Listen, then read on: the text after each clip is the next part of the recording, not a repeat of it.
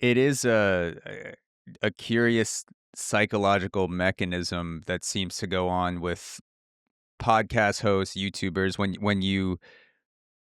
When you exceed a certain following, there's so much pressure to expound on things that are outside of your expertise. And I think Mhm. one of the recent ways in which people have pointed this out is with Rogan talking about, expounding on things in politics or vaccines, medical science, and not having people on to tell him about it, but just like going on these monologues, Mhm. sort of explaining things that he's never had any experience in researching or working on himself.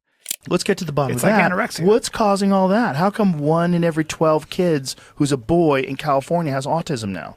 Because that's what's going on. That's what's going on in California, which has one of the strictest fucking vaccine policies.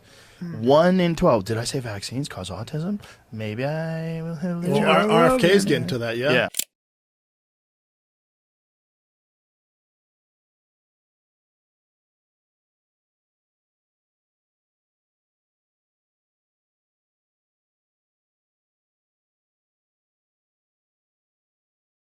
And that's just one example, but I think what's more interesting to look at is like the transition that happens where you go from, let's say I'm just a stand-up comedian bullshitting with my friends to now I have something inside me that allows me to talk as if I'm an expert on Mhm. topics that I don't possess an expertise in. I would love to like dive more into like how that transformation happens. It's just called narcissism and affirmation. Is that once you get really, I mean, you are on social media. Everyone here who's listening is probably on social media. And you appreciate it when someone gives you a like and a comment that says, "You're awesome." And you don't Sure. like the comments that are like, "You're a fascist pig who doesn't understand the right way to be woke," and or whatever, like, whatever insult comes at you, you don't like those, right? Can we all agree that that's the way it works?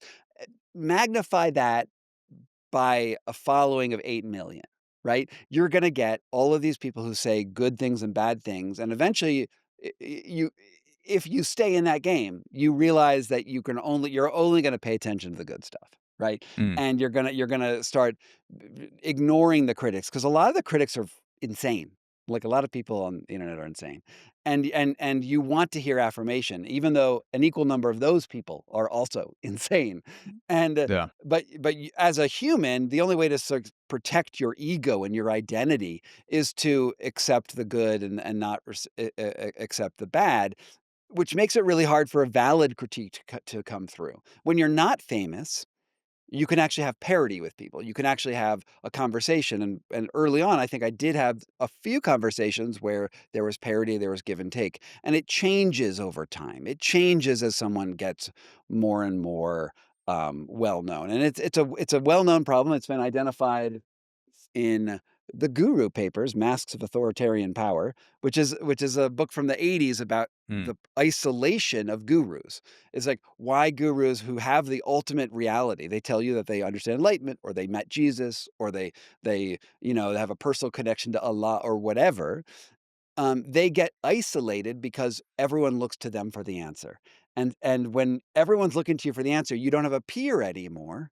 And when you don't have peers, men decide that their penises have the answers ultimately. Like, ultimately, it's like, that thing knows what's going on, and they all have sex with their students. It is a pattern Yeah. as It old seems as to be a time. common thread of gurus. Eventually just, having, orgies with your students is like Mhm. that's when you know you've made it as a guru, when you find yourself in Yeah. a room with, 10 students after class with a weird sexual playlist.